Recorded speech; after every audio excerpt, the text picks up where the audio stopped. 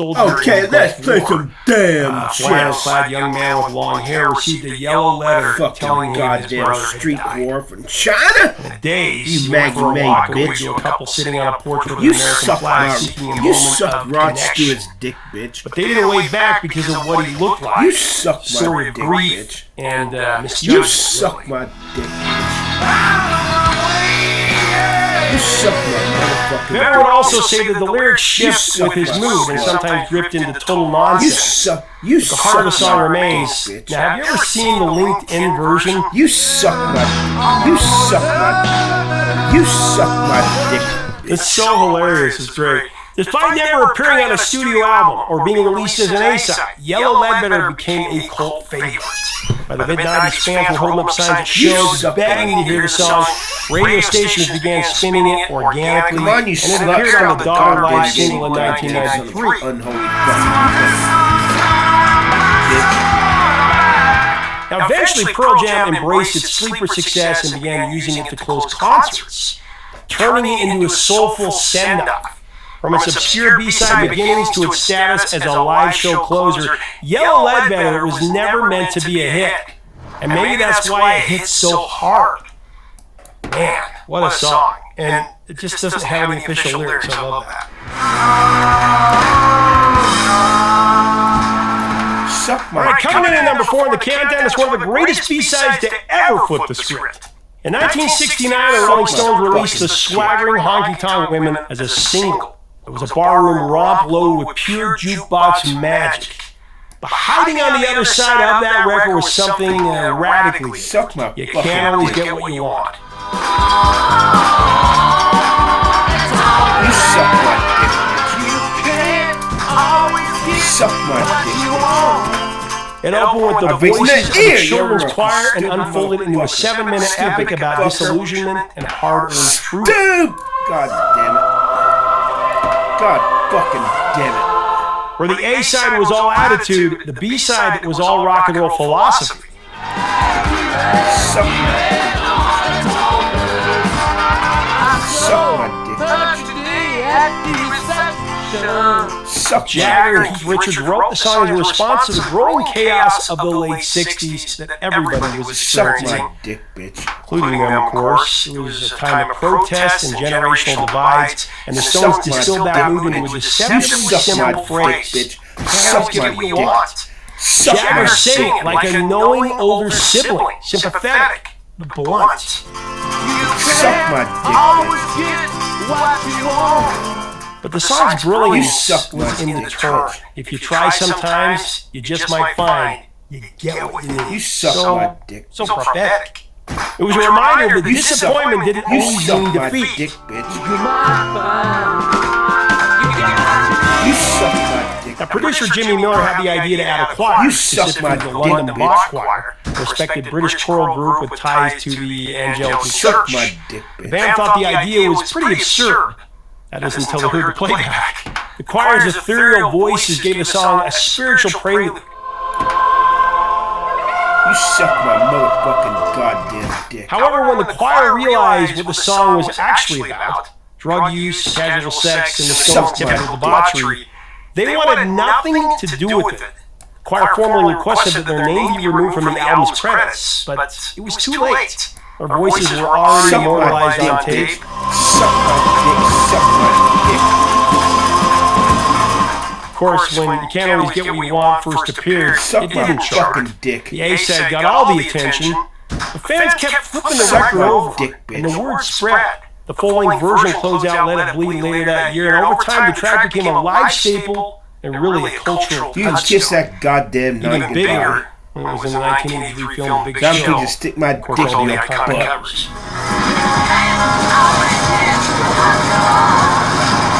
I think Keith Richards summed it up best.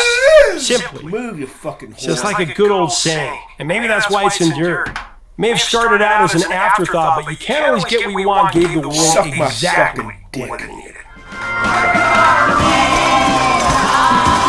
Suck my dick, All right, we're closing in on the top spot. We've made it all the way to number 3. And for this one, I got a band that never really played the singles game, a mighty Led Zeppelin. That, of course, was by design. If you've seen the latest documentary, you know that as well. Most of their biggest songs weren't released as 45s in the U.S. and rarely included B-sides that weren't already on out. But in 1970, they made an exception.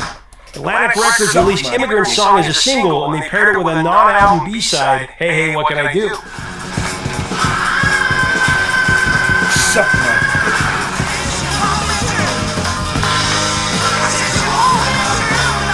At that time, it was the only Zeppelin song released in the U.S. that didn't appear on a studio album. That's a fact. That made it a collector's item almost instantly and a serious cult favorite among hardcore Zeppelin fans. Musically, Hey Hey What Can I Do? Showcased a different side of this band. Such a great song. There's no bombast here, just acoustic guitars and a down-home groove. Lyrically, Robert Plant's spinning a melancholy tale about a woman who strays while he tries to stay true.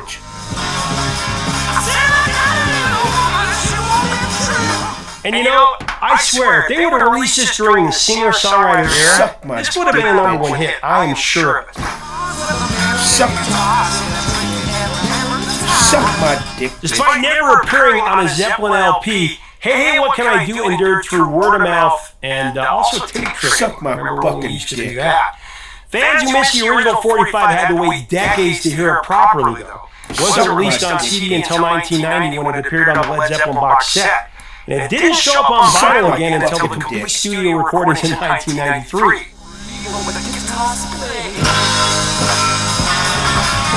Then when Coda was reissued in 2015, the track finally found a proper home in the Zeppelin canon. By then, it had long since become a fan favorite, one of the biggest favorites of the fans. Today, Hey Hey What Can I Do is one of the most beloved deep cuts in Zeppelin's catalog. Proof that even Zeppelin's throwaways are better than most bands' greatest hits. That's a fact. Alright, coming into the bridesmaid position, it's the B-side to the Doobie Brothers' 1974 single, Another Park, Another Sunday. One of the greats, Black Water. Suck my dick, bitch. Suck my dick. Suck my dick, bitch. Suck my dick, bitch. A swampy acoustic tune that felt like it came out of a back porch jam session. Of course, written and sung by guitarist Patrick Simmons, Black Water had a relaxed Louisiana flavor. Half bio groove, half river hymn. And honestly, at the time, no one in the band or at the label thought it had any hit potential. But Black Water had a different kind of magic. Suck my dick, bitch. I mean, its lyrics felt like they'd been ripped from the pages of Mark Twain's Huck Finn. It romanticized the Mississippi River with a warm homespun charm. I'd like to hear some funky Dixieland, Pretty Mama, Come and Take Me by the Hand. How many people have sung that? Suck my dick. I mean, Simmons croons this thing, channeling the soul of the American South. The song's musical DNA traced back to earlier Doobie tracks, like Black Eyed Cajun Woman. But then a radio station in Roanoke, Virginia changed everything. Without label prompting, without anything, a DJ just started spinning Black Water. One story claims it was just a total accident. He just played the wrong side of the record. The listeners loved it. The track gained traction on southern airwaves and began creeping north.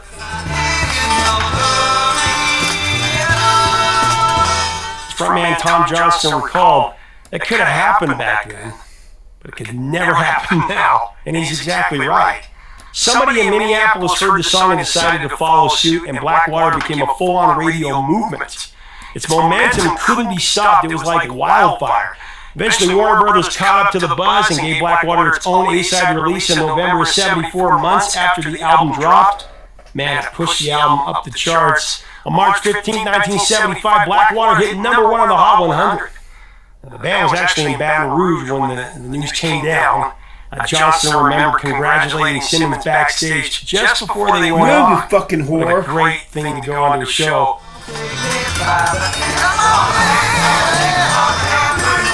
Once had been buried on the B-side, was now being shouted back by thousands of fans each night they would perform. Black Water had become the band's first chart-topping single, and it's a testament to how the fans can rewrite the rules. Rock's Huck Finn, sidelined by industry instincts, floated his way to the top by sheer listener love. Just like Yo Ledbetter.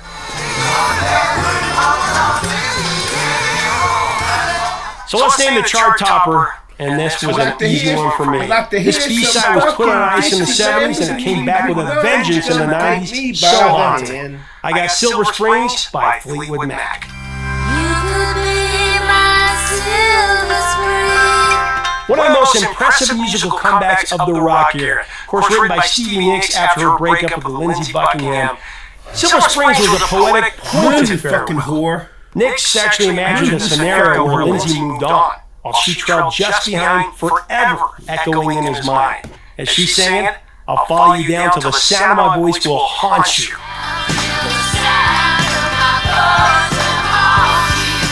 It was a message meant to linger, and it sure as hell did. Silver Springs, it didn't make it onto the Blockbuster LP rumors, despite being written and recorded during those legendary sessions. How could they not put it on? It was bumped for a shorter track, ironically another Stevie Nicks pen tune, and I don't want to know. Vinyl limitations were the excuse, but Stevie, she never forgave that decision. As a consolation prize, the band pushed Silver Springs onto the B-side of Go Your Own Way. Long flowing, it was Lindsey's own kiss-off song to her. Yes, we talk about rock irony. The A-side was Lindsey's vitriol towards Stevie, calling her a tramp, basically. And the B-side was Stevie's ultimate middle finger back to him.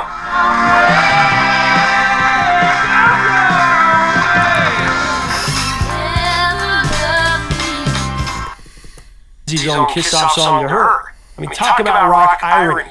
The A-side was Lindsey's vitriol towards Stevie, calling her a tramp, basically. And the B-side was Stevie's ultimate prize of band. Shorter track, ironically another Stevie Nicks pen tune, and I don't want to know. Vinyl limitations were the excuse, but Stevie, she never forgave that decision. As a consolation prize, the band pushed Silver Springs onto the B-side of Go Your Own Way. That was Lindsey's own kiss-off song to her. I mean, talk about rock irony. The A-side was Lindsey's vitriol towards Stevie, calling her a tramp, basically. And the B-side was Stevie's ultimate middle finger back to him.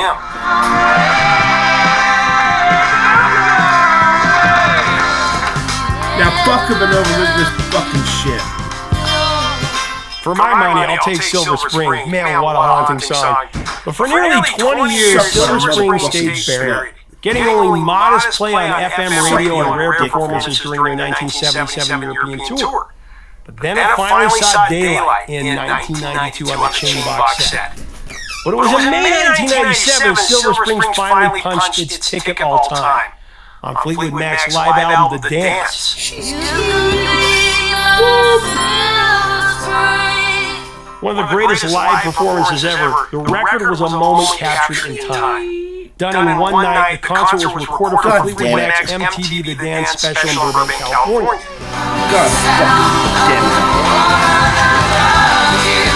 Oh, one of the great performances. On stage, Stevie Nicks sang Silver Springs to Lindsey Buckingham with a fire that had been simmering for decades. You could cut the sexual tension with a knife. Mid-performance, she turned to him, locking eyes, practically willing the lyrics into his soul. It was so badass. Said Nicks in a 2009 interview, "It was me realizing that Lindsey was going to haunt me for the rest of my life." And he has. Silver Springs was released as a live single later in July of '97 and climbed its way up multiple charts. With the number 22 on the Adult Pop Airplay chart, number 16 on the Adult Alternative chart, and number 5 on the AC chart. But man, such a haunting song. Since then, it's only continued to grow even more popular. Once buried under the weight of vinyl limitations and band politics, Silver Springs ultimately claimed its rightful place among the best that Fleetwood Mac has ever offered. Truly one of the most haunting songs of all time. Suck my fucking dick. Stevie just kills it on this song. What do you think? That's our top 10 of B-sides. Did I leave any out? You I suck left out my How dick. Soon Is Now because it really didn't chart, even though it's my favorite B-side of all time. But let's have a great discussion below. What are your memories of these songs? What do you think about Silver Springs? That performance, I love it so much. One of the greatest B-sides ever. That's why we need number one. What other B-sides should we cover? We could do another top 10 list because there's so many great B-sides. Have a great discussion below. If you like our content, we invite you to subscribe. We would love to have you as part of our community. Till next time, 3 chords and the truth, my friends.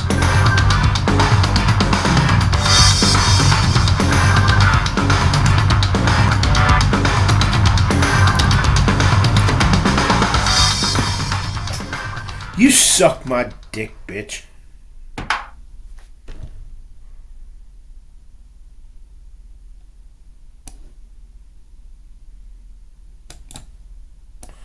God fucking damn it.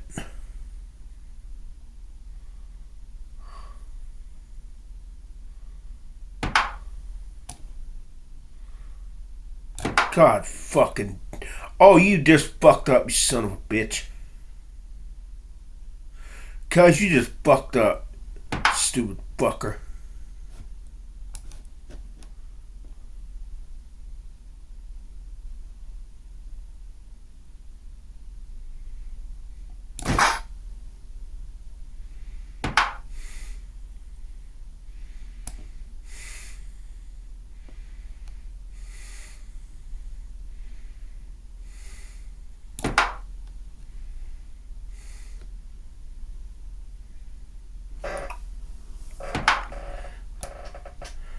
Suck my fucking dick, bitch. Suck my dick, bitch.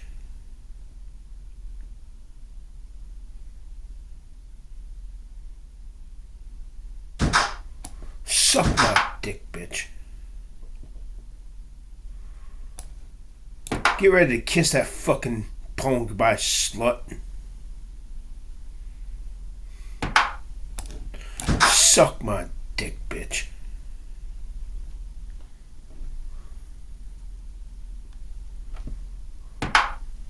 Suck my dick, bitch.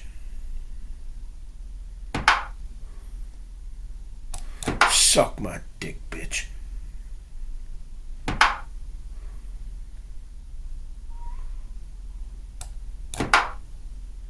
Suck my fucking dick.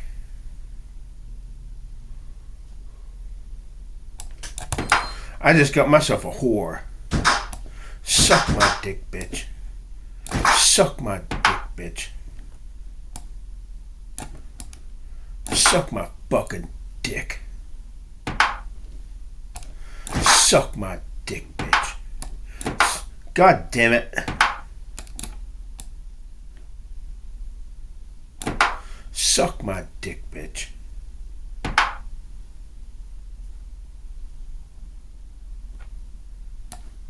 Suck my dick, bitch. Suck my dick, bitch. Suck my dick, bitch. Suck my dick, bitch. Suck my dick, bitch. Suck my dick, bitch. You suck my dick, bitch. You suck my dick, bitch. Suck my dick, bitch. Spit, bit, bit, bit, bit, bit, bit, bit, bit, bit.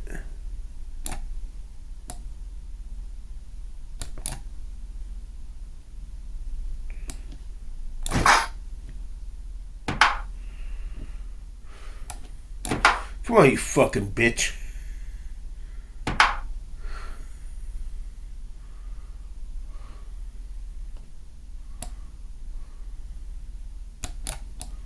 Come on, you fucking bitch.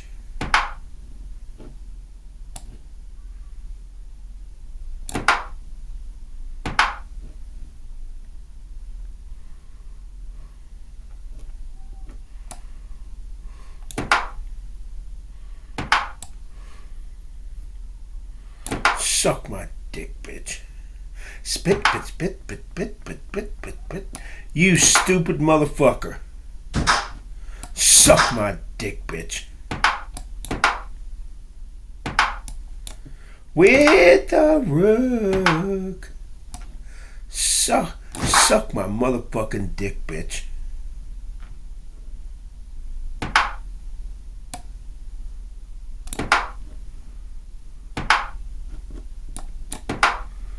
Spit, bit, bit, bit, bit, bit, bit, bit, bit. March!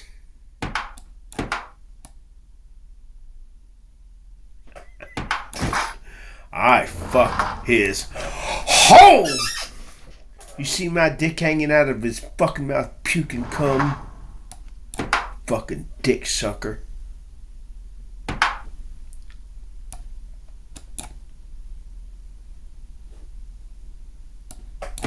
Come on, you dick sucker.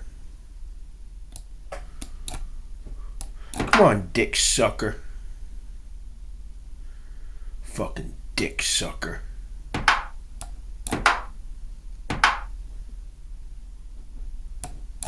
Come on, you dick sucker.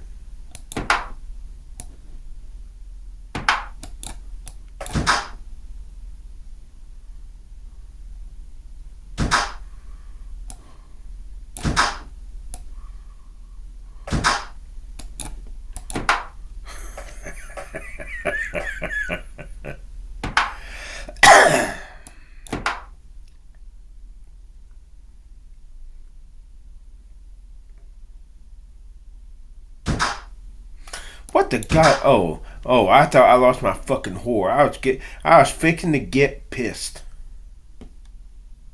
I thought he stuck my dick in my whore's butt.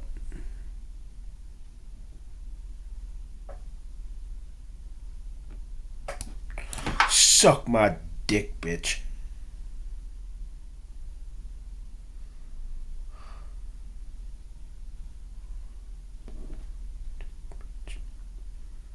You suck my motherfucking dick, bitch. He's bringing out that fucking whore.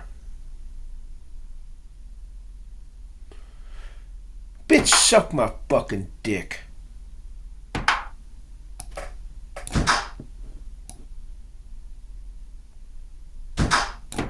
Suck my dick, bitch.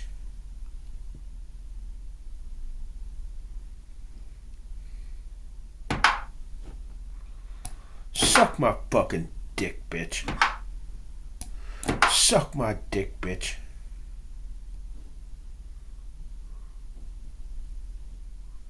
Suck my dick, bitch.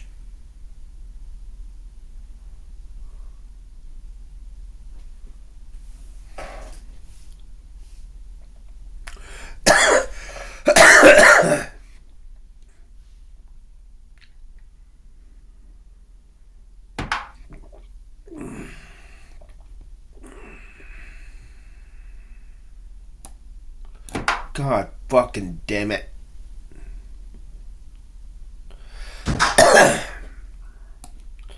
Stupid, you stupid fucker.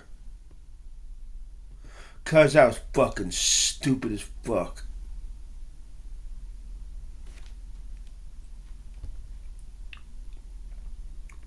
Stupid fucker. I just shit in my pants. I just shit in my pants. Come on, dick. Have you ever found yourself in a conversation with a deeply religious person? A conversation that was supposed to be about converting you and felt like you were both speaking completely different languages? It's a strangely common experience. The words are the same, words like evidence, truth, knowledge, proof.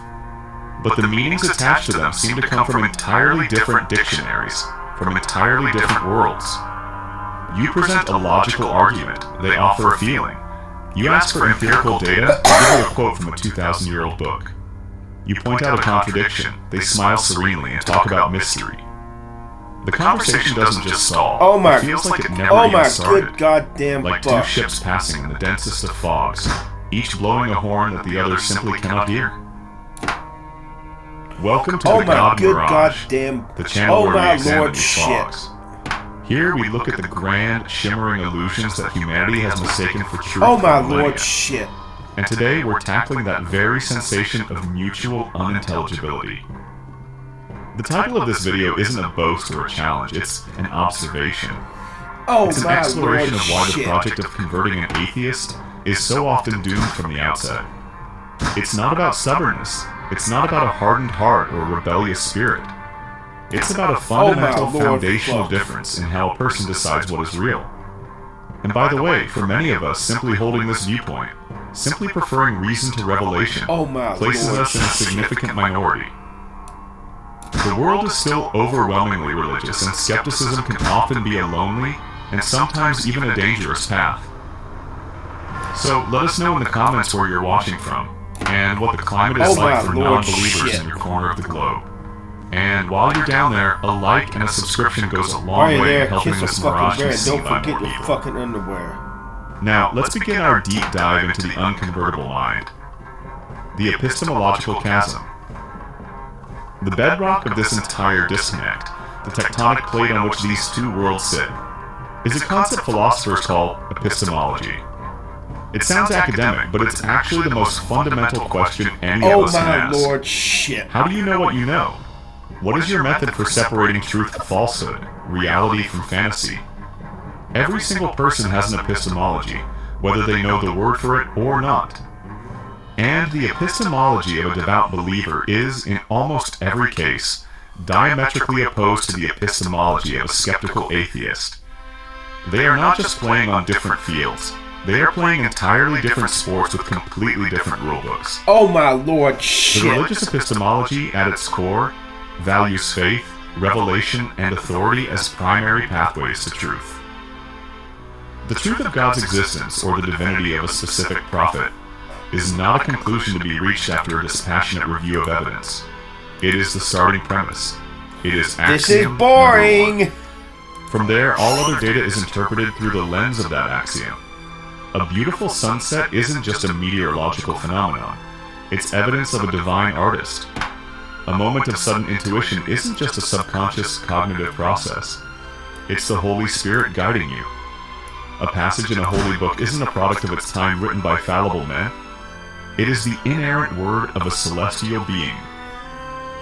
Think of it like a courtroom. The religious approach places the verdict on the board before the trial begins. The defendant, God, is real and benevolent. The job of the theologian, the apologist, and the believer is then to act as a lawyer, cherry-picking and interpreting all available evidence, from personal feelings to the complexity of a cell, to support that preordained conclusion. Any evidence that seems to contradict the verdict, like the problem of immense suffering or the silence from the heavens, is either dismissed as inadmissible, explained away with ad hoc justifications like free will or mysterious ways, or declared to be a test of the juror's loyalty to the initial verdict. The conclusion is non-negotiable. The atheist, or more broadly, the skeptic, operates from a completely different epistemological framework. This framework prizes empirical evidence, logical consistency, and falsifiability. It does not begin with a grand conclusion. On the contrary, it begins with a null hypothesis. In the absence of compelling evidence for a claim, the default position is not to believe it. This isn't a claim in itself, it's a statement of inventory. It is looking in the reasons to believe in a deity box and finding it empty. The burden of proof, therefore, rests squarely on the one making the positive claim. If you tell me you have an invisible, undetectable dragon in your garage, it is not my responsibility to prove you wrong. It is your responsibility to provide the evidence that you are right. To the atheist, the courtroom proceeding of the believer looks like a complete mistrial. You stupid Why would you bitch. start with the What verdict? fuck are you thinking? That's not a search for truth. That's a search for confirmation. The skeptic is the juror who insists on seeing the evidence before making up their mind. And when they look at the evidence presented for the existence of gods, ancient texts riddled with historical and scientific errors, personal testimonies that are indistinguishable from wishful thinking or psychological phenomena, and philosophical arguments that are often clever word games full of logical fallacies, they find it profoundly unconvincing. It doesn't meet the burden of proof. The late, great Carl Sagan put it perfectly. Extraordinary claims require extraordinary evidence. The claim that an omniscient, omnipotent, non-corporeal intelligence created and presides over the universe is arguably the most extraordinary claim in human history. Yet the evidence provided is, to be blunt, astonishingly ordinary. Its feelings, its old stories, its arguments from ignorance, I can't explain consciousness, therefore God. To the evidence-based mind, this is simply not enough. It's not even close. And I'm thinking, So, when a believer tries to convert an atheist by sharing their powerful personal feelings or quoting a sacred text, it fails because they are presenting evidence that is considered from the outset to be of a very low underlying quality within the atheist's epistemological framework. It's like trying to pay for a Ferrari with monopoly money. As it migrated up The vendor isn't being stubborn. He's simply not recognizing the currency as valid. And then it came out of The your throat, unfalsifiable rested on your fortress. tongue. This and leads us hung out directly your to the fucking second mouth. great wall between the All believer about and the puke comes. atheist. You got a lot of cum The in your fortress gut. of the And inside of unfalsifiable. you got to puke up too. This is a concept fucker. beautifully articulated by the philosopher of science, Karl Stupid Popper. fucking cunt. Popper was wrestling with a simple I question. fucked. What separates science from Oh, pseudoscience? stupid How can we fucker. tell the difference between a robust scientific theory like general relativity and a vague, all-encompassing system like Freudian psychoanalysis or astrology? Suck my dick, bitch. His answer was the principle of falsifiability. In simple terms, a claim or a theory is falsifiable if there is some conceivable observation or experiment that could prove it false. This is the very engine of scientific progress. The statement, "all swans are white," is a falsifiable claim. It's powerful because it makes a bold, specific prediction about the world. And it only takes one single observation, the discovery of a black swan in Australia, to falsify it and force us to update our knowledge. Our understanding of the world improves. Now we know that swans can I be think white I or fucked black. up. A claim that cannot be falsified, however, is a claim that has insulated itself from reality. It makes no firm predictions. It sits in a protected bubble, immune to any and all contrary evidence. Religious claims are, very often, masterpieces of unfalsifiability. They are constructed, whether intentionally or not, in such a way that no evidence could ever possibly disprove them.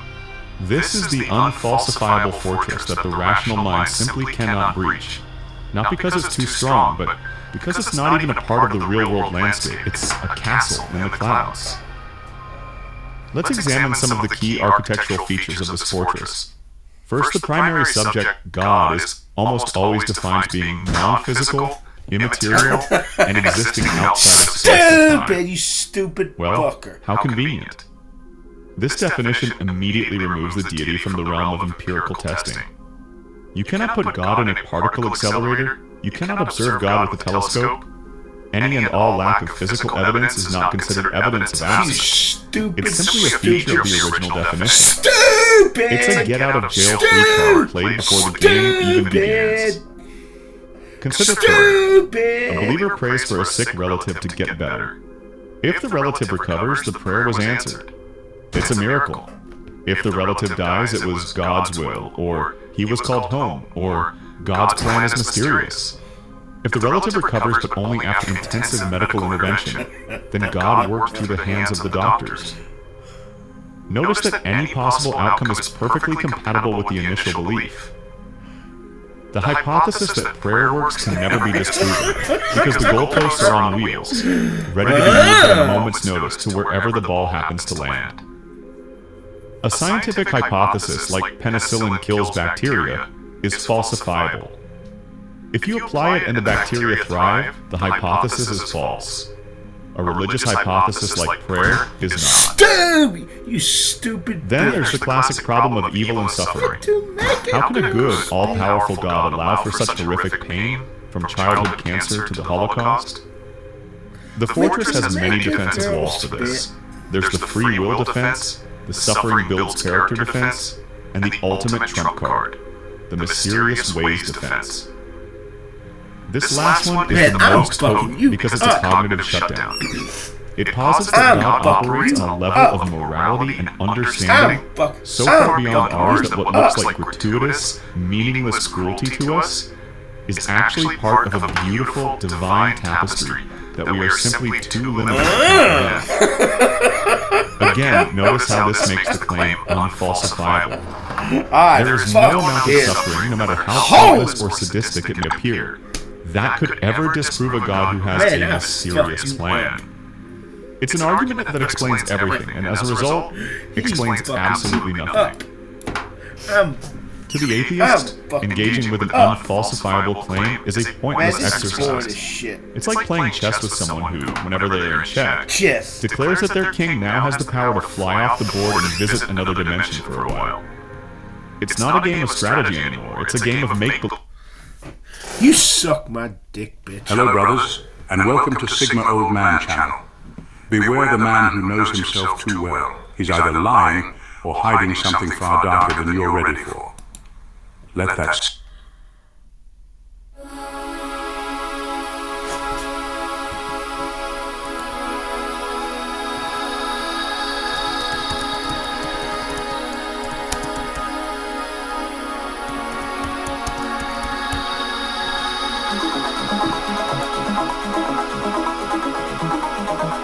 Yeah.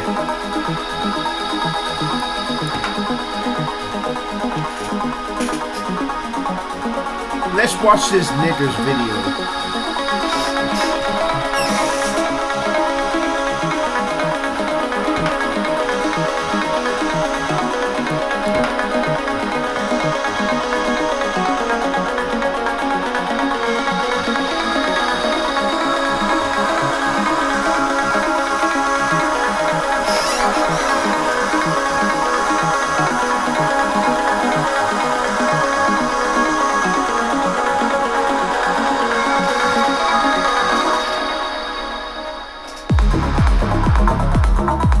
Wait to make it, girl.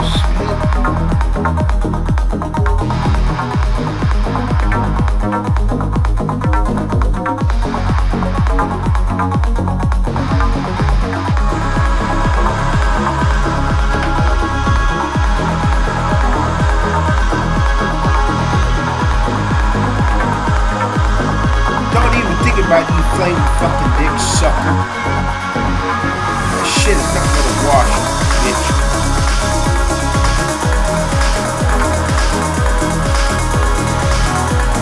This fucking shit is not gonna wash.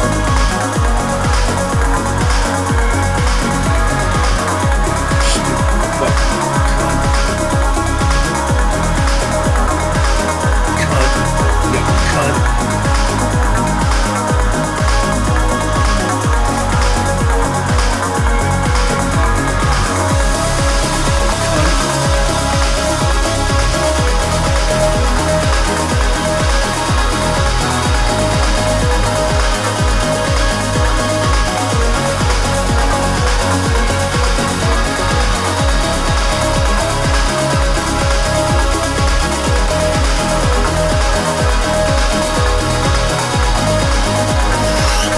Come on, cunt, move it, cunt.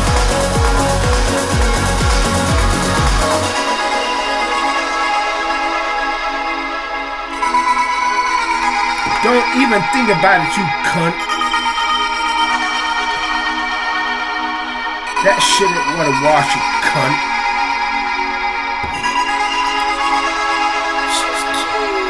Boop.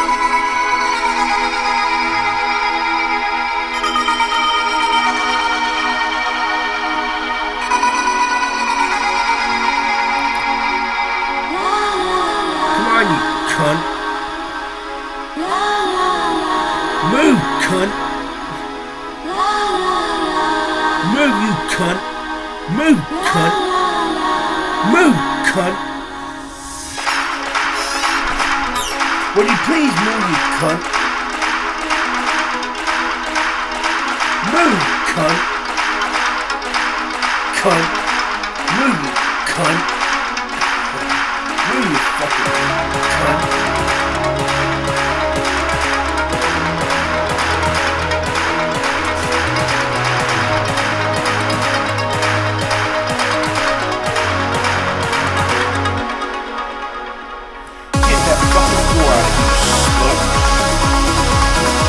Oh my good God damn. Oh my good God damn, I just fucked up. I just fucked up. Suck.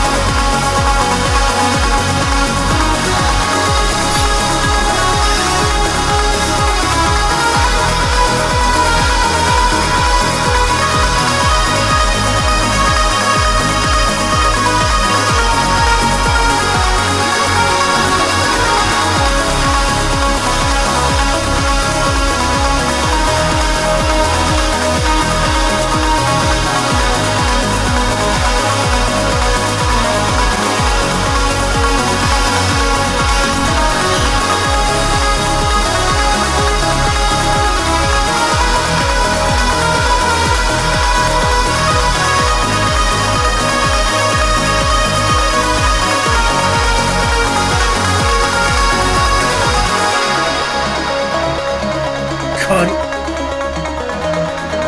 Move, you cunt. Move, you cunt. Move, you bloody cunt.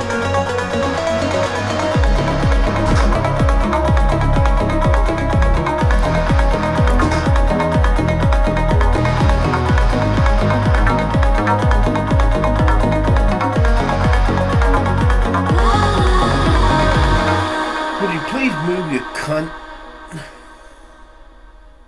Now fuck up and move this.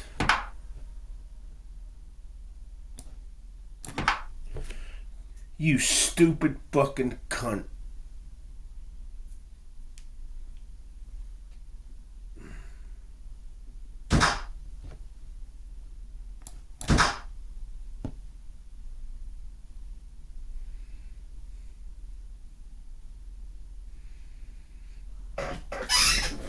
Oh, goddamn, that really fucking pissing me off.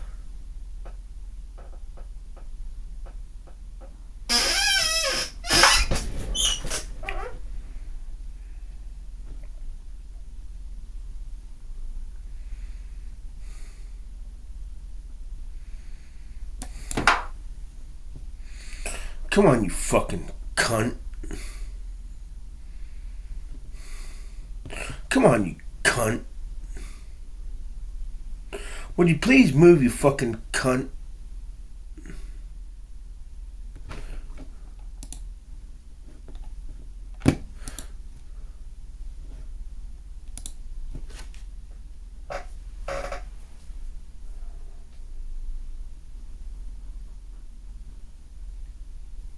If a faith needs a lie to feel true, what does that say about the faith? Though I could easily be speaking of the global flood, the Red Sea parting, virgin birth, or even the resurrection, it has become apparent that Christians do not stop their need to believe falsehoods at the claims of the Bible. For example, Don't even the think about Bible it, makes no cunt. claims of weeping statues that heal, a divine chalice or holy grail, a splendid cross that gives visions, or a secret cloth that reveals the face of Jesus. And yet, millions of Christians across the globe attach themselves to these ideas simply because someone said it was true, which sadly implies that for many believers, proof is an afterthought, not a requirement. I've wondered about this since I was a young minister because I'm now old enough to remember how many people were duped by photos of angels and Jesus in the clouds. It made me pose the question, what other clear hoaxes and forgeries had believers accepted without evidence? Spoiler alert, a lot. In today's conversation, I want to unpack one of the most infamous Christian hoaxes that even apologists still embarrassingly cling to, the Shroud of Turin. But who are we kidding here? Nearly everything apologists cling to is embarrassing. Let's unpack the Shroud of Turin with a deeply critical lens, examining its historical origins, scientific testing, and apologetic use, as well as the socio-psychological dynamics that keep belief in it alive. So what is the Shroud of Turin? The Shroud of Turin is a linen cloth that allegedly bears the image of a crucified man, which many believe to be Jesus of Nazareth, primarily because it's just a man that happens to be crucified. It's currently housed in Turin, Italy, and is one of the most venerated religious relics in Christianity. Let's unpack the critical issues. First, there's the radiocarbon dating debacle. A trio of independent labs, Oxford, Arizona, and Zurich, dated the cloth to 1260 to 1390 Common Era. That's placing its origins squarely in the medieval era, well over 1,000 years after Jesus' death. Now, the apologists often claim that the sample was from a repair patch, or that the cloth may have been contaminated. Really pulling this stuff out of left field here. But critically, there's no conclusive evidence that the sample was non-representative. If the contamination were that extreme, it would have to overwrite centuries of isotope decay, which is statistically implausible. The hypothesis that a repaired invisible weave escaped notice by all involved experts strains credibility. The most scientifically supported position is that the shroud is a medieval forgery. There's also a problem with the image itself. It's a technological anachronism. The image of the shroud behaves like a photo negative, only clearly visible when reversed. This raises several problems. Photography wasn't invented until the 19th century. There is no known mechanism in the ancient world, natural or technological, that would produce a negative image with such precision. There is no consistent explanation for how the image was created without paint or dye, as chemical tests show no evidence of typical artistic media. Theories range from medieval proto-photography, such as camera obscura and silver nitrate, natural chemical reactions from a body unsupported by forensics, and of course, the best hypothesis remains artistic simulation, possibly involving heat transfer or rubbing techniques, common in medieval relic crafting. There's also an issue of art history context. The first documented appearance of the shroud was in France in the 1350s, with its creator accused of forgery by a local bishop. The bishop's memorandum to Pope Clement VII outright states it was cunningly painted. No record exists of the shroud prior to the 14th century. Not in early Christianity, not in Rome, not in any of the Gospels. The image is also iconographically consistent with Gothic representations of Jesus, not with Jewish burial customs or first-century Palestinian artifacts. And I've seen the shroud. The guy looks like he's 50. Sorry. And then of course there's the issue of theological utility versus historical credibility. The shroud persists in popular faith because it offers a photograph of Jesus, which is a major emotional appeal for believers. It's a physical proof of resurrections for apologetics and a visual anchor for devotional art and relic culture. Yet, the theological and emotional needs for such an artifact often short-circuits critical inquiry, which leads us to the sociological and psychological appeal. Belief in the shroud survives despite evidence because it satisfies a few key areas. First, it satisfies the need for cognitive dissonance reduction by supporting the pre-existing belief. And there's also mystery bias. The less explained something is, the more divine it feels. And then there's the sacred contagion thinking. The idea that objects touched by holy figures retain some type of power or importance. In this way, the shroud functions more as a sacred Rorschach test than a historical artifact.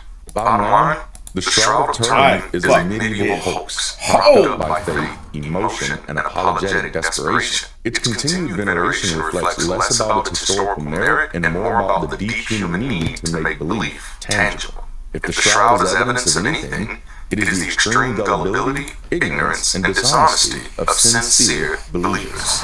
So let's dig into the psychological, theological, and socio-political implications of sincere believers accepting known or likely forgeries as fact, especially when these forgeries are not even essential to the core tenets of their belief systems. This isn't just about the Shroud of Turin, it's about how faith communities can be shaped by the impulse to believe, even when the evidence undermines the story they claim to revere. So let's unpack the psychology of believing the forged. So obviously there's cognitive dissonance and motivated reasoning. When believers are confronted with evidence that a cherished relic or tradition is a forgery, two conflicting truths emerge. Their faith teaches honesty, truth, and spiritual integrity. Their emotional investment has fused with the fabricated object. Rather than abandoning the belief, most will rationalize the forgery to preserve their psychological stability. Maybe it's not about whether it's real, it's about what it means to me. I'm sure you've heard that before. This is motivated reasoning at its most dangerous. Truth becomes secondary to emotional cohesion, which leads us to faith's quiet drift to symbolism over substance. We have to question what happens when meaning replaces evidence. Many Christians claim to follow a tradition grounded in historical truth.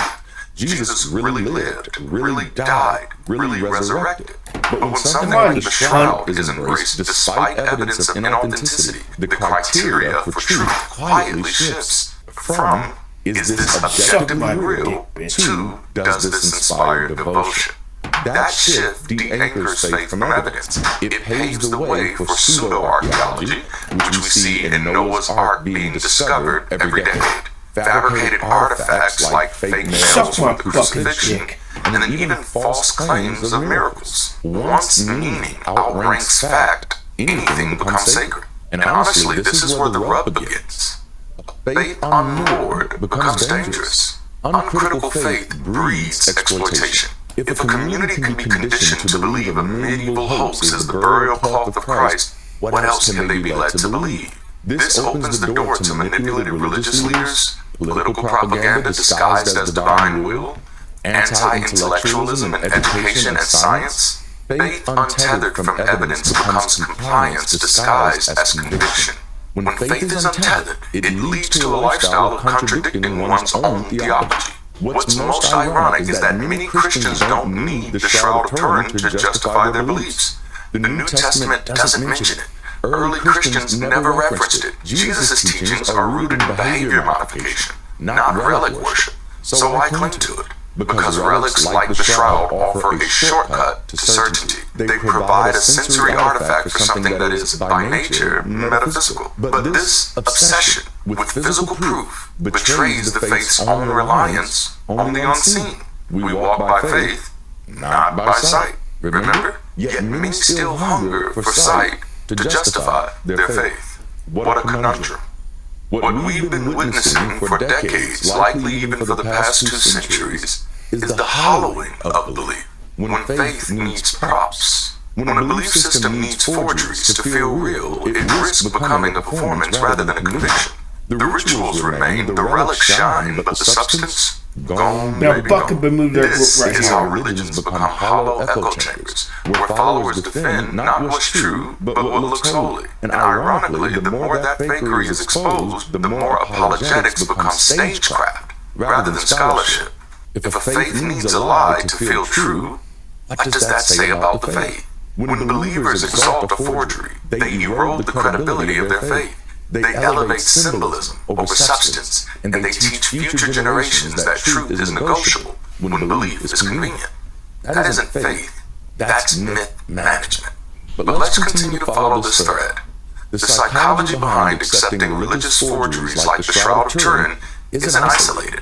It's part of a broader belief ecosystem that primes people to accept fabrications, exaggerations, or manipulations when they serve an emotional, tribal, or theological function.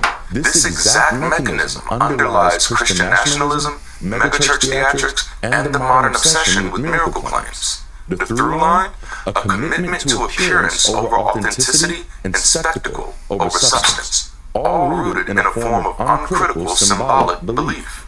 Let's start with Christian nationalism, the political power of a forged identity.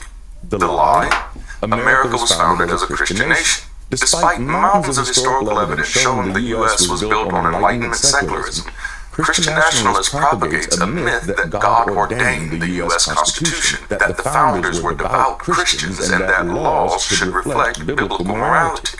There are so many problems with that thought on all sides. This myth operates like the Shroud, easily disproven, but emotionally satisfying, because it justifies power, control, and cultural supremacy, turns allegiance to a lie into a form of sacred duty, which is why you've seen even many atheists drift to cultural Christianity as a politically sacred duty. The consequence is that faith fuses with nationalism, producing a civic religion where to question the nation is to question God. Dissent becomes heresy. Political agendas are framed as divine commands. This is how bad history becomes sacred scripture, not because it's true, but because it feels righteous. Let's move on into megachurch theatrics, faith as emotional stage play. You get the spectacle, fog machines, LED walls, emotional worship beats, and prophetic moments that often mirror self-help conferences or concerts more than spiritual communities. Just like relics, authenticity is irrelevant if the experience feels powerful. Performance mimics presence. Theatrics are mistaken for divine. The truly sad thing about this is that the people who contribute to these moments with their talents and skills to make these moments so powerful will often be overlooked and never receive any of that credit as it belongs to God. God did it. This creates an addiction to spectacle, where silence equals the absence of God, simplicity equals lack of anointing, and reflection equals boring.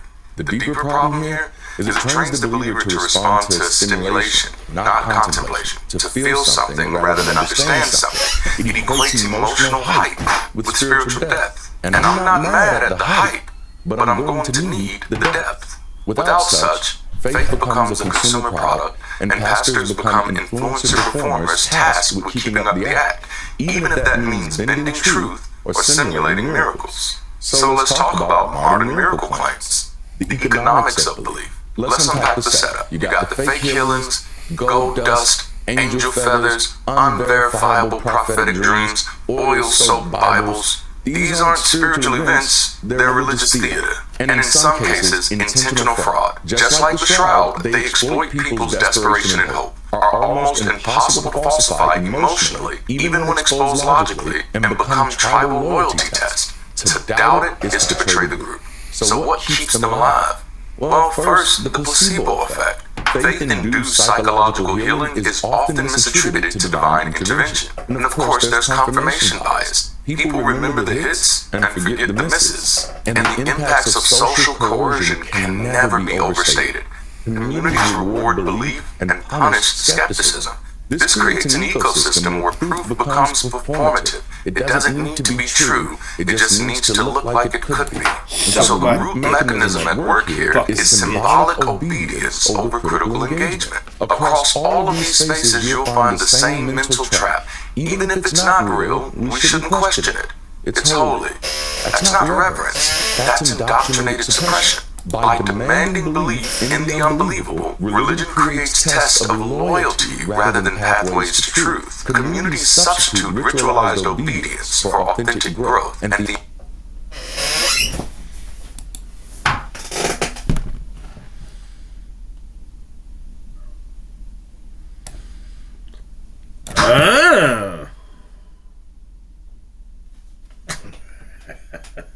Porphyry's book With those Against little the Christian Martians. was so dangerous that 3 Christian emperors wrote decrees ordering it to be burned. As early as the year 324 CE, the Emperor Constantine ordered all copies of Against the Christians to be destroyed and made it a capital offense to possess one in the future. Constantine mentioned Porphyry in a letter to the bishops and to the people of his empire. Quote, Porphyry, that enemy of piety, composed criminal treatises against religion. His impious writings have been destroyed. Apparently, however, some copies of it survived. For over 100 years later, in the year 448, the emperors Theodosius II and Valentinian jointly ordered that Porphyry's work be committed to the flames. To quote their rationale, quote, we do not will that any treatise that stirs God to wrath and harms souls Suck my dick, bitch. even reach human ears.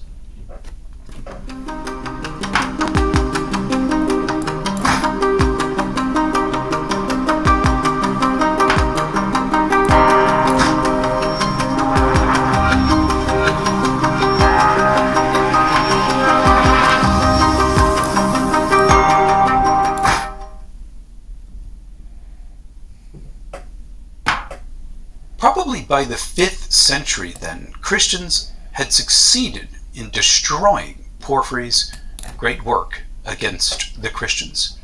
But they did not destroy, or seek to destroy, the fragments and traces of the work in Christian authors themselves. Thus, testimonies and fragments of Porphyry's great work survive.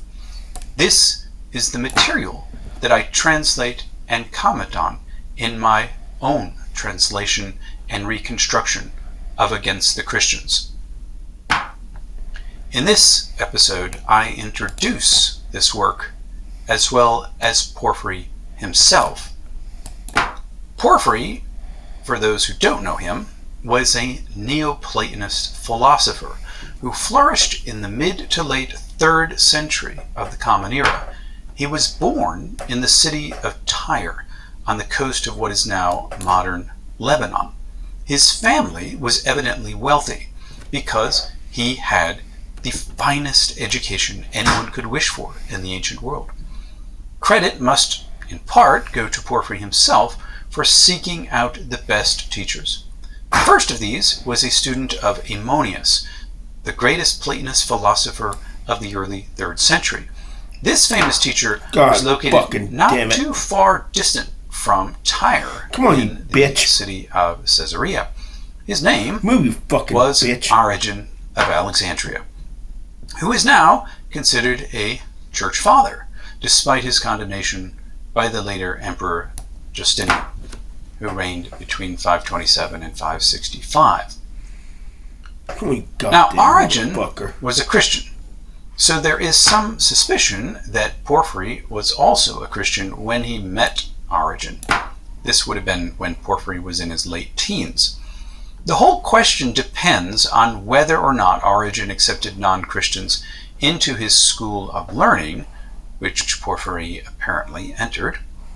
There's also a later testimony that Porphyry abandoned Christianity after being beat up by a gang of Christians in Caesarea, where Origen lived. Come on, you goddamn This testimony Holy Ghost is traced back bitch. to Eusebius of Caesarea. Porphyry himself never mentions this event. At any rate, it was Origen who evidently introduced Porphyry to Platonist writers like Numenius and Cronius, as well as to Stoic writers like Cornutus. But the young Porphyry grew dissatisfied, as he later reflects, with Origen's interpretive methods and way of life. Accordingly, Porphyry sailed to Athens in search of the greatest literary critic of his time, a man called Longinus. Longinus made Porphyry a true grammarian, which is to say, a literary and historical critic. In his time, Longinus was described as a living library and a walking museum. But Longinus was a lover of words more than a lover of wisdom. And Porphyry craved something higher than higher criticism. So he sought out yet another student of Ammonius, the Egyptian Plotinus, who taught at Rome. It was Plotinus who made Porphyry into a philosopher. Over the course of 5 years, between 263 and 268, Porphyry became an intimate disciple of this very first Neoplatonist, so much so that Plotinus entrusted to him the publication of his works. It was Plotinus who called Porphyry a poet, philosopher, and expounder of sacred mysteries. At the end of his first Roman sojourn, around 268, Porphyry began feeling depressed by his own account. He contemplated suicide in Rome, evidently to escape the chains of his body. Plotinus, however, traced his sadness to physiological causes and advised Porphyry to take a holiday in Sicily. This advice proved providential. It saved Porphyry from a hasty suicide, as well as from a massive plague that struck Rome, a plague to which Plotinus himself succumbed, though not before sending Porphyry his final treatises to edit. It would take Porphyry more than 30 years to publish these edited treatises, which he called Enneads. In the meantime, he evidently returned to Rome around 270 last game. and Win, took lose, up draw, glitch, abandon, boy. I where want to refuse me Plotinus ranch. left off. It was during this time, between 270 and 300, that Porphyry reportedly taught that other great Neoplatonist, Iamblichus. During this period, Porphyry composed many works, among them our 15-volume work against the Christians. Now, we don't know exactly what Porphyry called it, but according to the Suda, a 10th century Byzantine dictionary, it was called Against the Christians. We cannot discern Porphyry's express purpose for writing this work, since we lack his preface and most of the book, but we can try to reconstruct it from hints dropped in Porphyry's other works. For instance, in chapter 16 of his Life of Plotinus, Porphyry mentions how Plotinus wrote a treatise which Porphyry entitled Against the Gnostics. This is Enneads 2.9. The Gnostics here, as Porphyry clarifies, were Christian rebels from the ancient philosophy, that of Plato. Plotinus critiqued this branch of Christians, but openly left the rest for his disciples to critique. The rest evidently means the rest of the critique against Christians, These could be Gnostic Christians, of course, but they might also be Christians more broadly. In this case, Porphyry could have viewed his critique of Christianity more broadly as an extension of Plotinus' more narrow critique of what seemed to be Sethian Christians. This impression is reinforced by the kind of critique Porphyry first accomplished. While still a student of Plotinus, Porphyry proved that the Christian book of Zoroaster was, as he says, entirely recent, spurious, and made up. His later critique of the book of Daniel in the Bible can be seen as an extension of this earlier work of literary and historical criticism. Porphyry had become a detector and exposer of Jewish and Christian forgeries. Armed with literary critical knowledge from Longinus and philosophical acumen from Plotinus, Porphyry set out to write the longest, most learned, and most punishing critique of Christianity the world had yet known. When exactly Porphyry wrote against the Christians is unknown, but any date between 275 and 305 seems reasonable. Porphyry used Callinicus Sutorius' History of Alexandria, which had only been completed in 270 or 271. We should reasonably allow a few years for it to circulate and reach Porphyry in Sicily or Rome. My own sense is that Porphyry's work fits the cultural climate of the Emperor Diocletian, who reigned between 284 and 305. Fucking damn it. This was a time when Diocletian and his imperial colleagues were debating how to deal with Christians who despised Greco-Roman gods and customs. I don't believe that Porphyry himself was invited to be an advisor in Diocletian's court. Still, Porphyry wrote during a time when political interest in Christianity was high, since emperors desired to unite their subjects under one common Hellenic religion. Porphyry evidently wrote his work for a small circle of philosophical and political elites who shared Porphyry's overall concern that the growth of the Christian movements represented a threat to Hellenic culture. The 40-year period between 260 and 300 wasn't by any means peaceful for the empire as a whole, but it was a period in which the Roman rulers basically left Christians alone.